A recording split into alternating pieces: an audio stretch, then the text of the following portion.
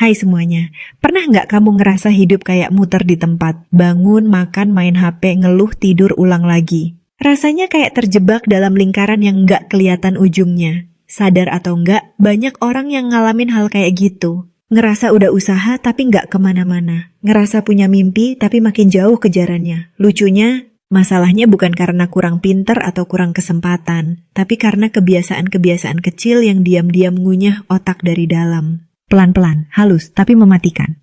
Otak manusia itu ajaib, tapi juga manja. Dia bisa diasah jadi luar biasa, atau dibiarkan ngambek sampai nyungsep. Dan sayangnya, banyak yang milih jalur kedua tanpa sadar. Nggak ada yang tiba-tiba bego, nggak ada yang tiba-tiba stuck. Itu semua hasil akumulasi dari hal-hal sepele yang dilakuin tiap hari. Hal yang kelihatannya nggak berdosa, tapi lama-lama jadi racun yang ngunci potensi dan matiin gairah berkembang. Kebiasaan pertama yang sering diremehkan tapi efeknya brutal adalah terlalu sering scroll-scroll tanpa arah. Buka HP cuma pengen lihat notifikasi, kejebak di TikTok sejam. Padahal niat awal cuma 5 menit. Otak jadi kecanduan dopamin instan. Sedikit-sedikit, otak dimanjain dengan hiburan cepat tanpa usaha.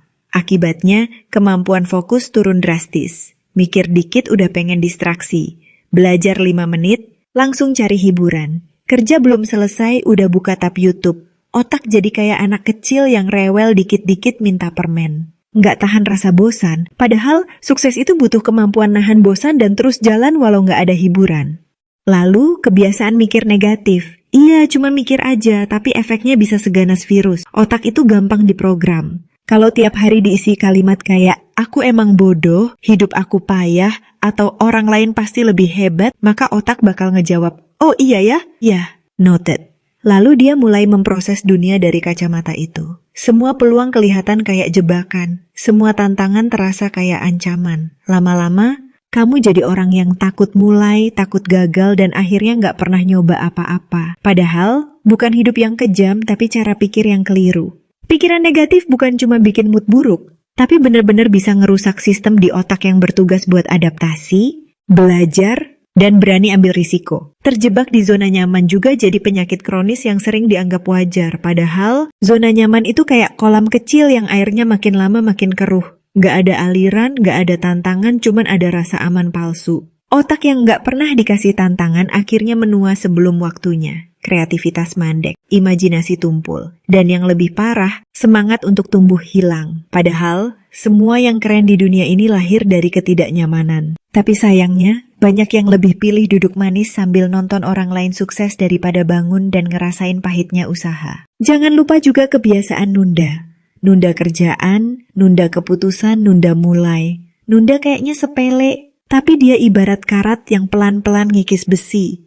Nunda terus bikin otak terbiasa dengan ilusi waktu panjang, padahal nggak ada jaminan besok. Dan makin sering nunda, makin tajam rasa bersalah yang muncul di belakang. Lama-lama, rasa bersalah itu berubah jadi benci diri sendiri. Dari situ muncul siklus destruktif. Nunda nyesel stres, makin males nunda lagi. Otak jadi rusak bukan karena tekanan dari luar, tapi dari dalam. Dari keputusan-keputusan kecil yang terus ditunda. Kebiasaan bergantung sama validasi orang lain juga termasuk sabotase yang halus tapi kejam. Otak yang terlalu lapar pujian gak akan pernah puas. Hari ini dipuji, besok nyari lagi. Hari ini dikritik, langsung down. Gak punya pondasi nilai diri yang kuat. Padahal, sukses itu butuh kepala yang tahan banting, bukan hati yang lemah. Kalau tiap langkah harus dikonfirmasi dulu sama orang lain, gimana mau nyalip mereka yang jalan terus meski dicaci? Otak yang sehat harus dilatih buat percaya sama keputusan sendiri, bukan hidup dari komentar orang. Kebiasaan ngeluh juga perlu dibahas. Ngeluh itu candu. Semakin sering ngeluh, semakin otak belajar bahwa cara menghadapi masalah adalah dengan ngomel. Bukan nyari solusi, bukan berpikir kreatif, tapi ngeratap. Dan yang gawat, lingkungan sekitar bisa ikut rusak, karena energi ngeluh itu menular. Akhirnya otak terbiasa jadi korban, nggak pernah merasa punya kendali, nggak sadar bahwa semua orang punya masalah, tapi cuma sebagian yang ngubah masalah jadi pijakan. Yang lain sibuk nyalahin keadaan sambil ngeluh terus-terusan.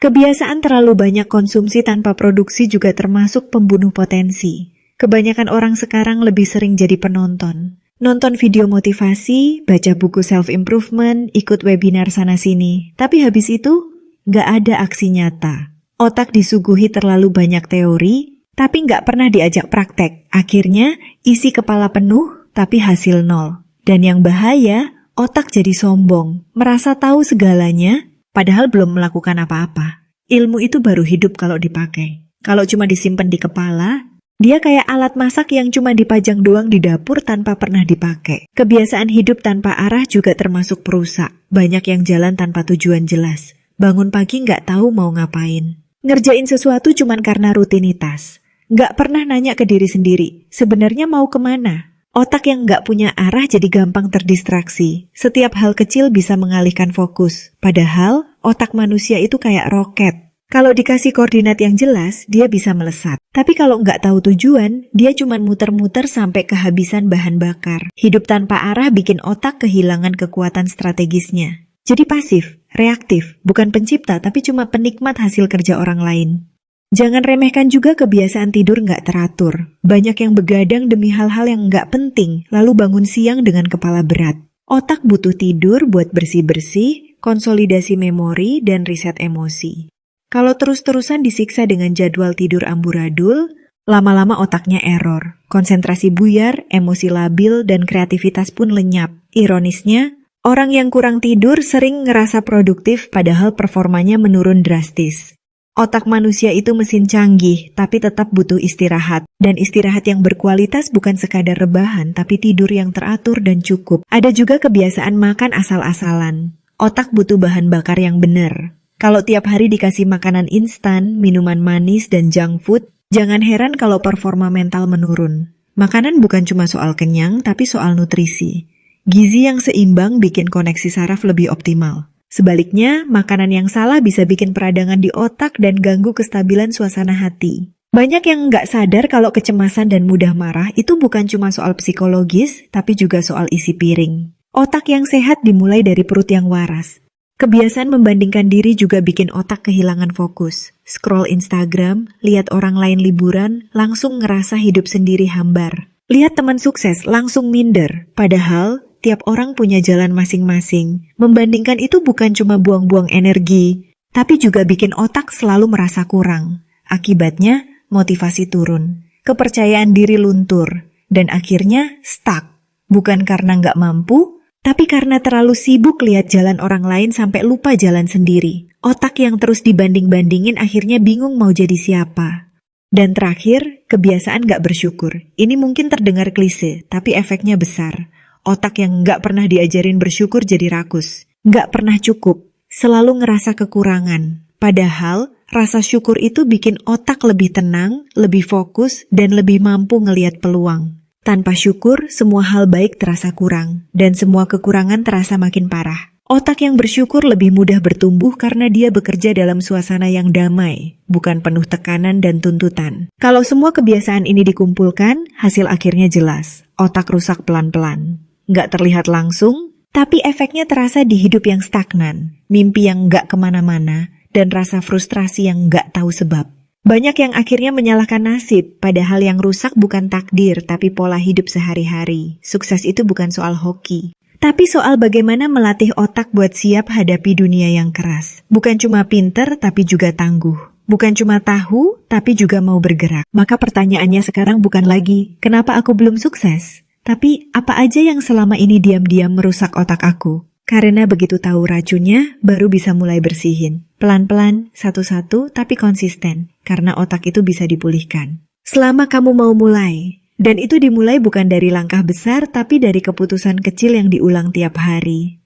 Mungkin kamu nggak bisa langsung jadi jenius atau miliarder. Tapi kamu bisa mulai dari berhenti ngeluh, ngurangin distraksi, tidur yang cukup, dan mikir dengan arah. Dari situ, otak mulai nyala lagi. Hidup mulai bergerak lagi. Dan sukses itu bukan hal yang mustahil, tapi sesuatu yang logis kalau otaknya sehat dan jalan yang dipilih nggak rusak dari awal. Jadi kalau kamu mau berubah, jangan buru-buru cari motivator, jangan buru-buru daftar seminar mahal. Duduk sebentar, lihat diri sendiri. Cari kebiasaan-kebiasaan kecil yang udah lama numpuk tapi selama ini dibiarin. Mungkin disitulah jawabannya. Semoga video ini bermanfaat. See you di next video.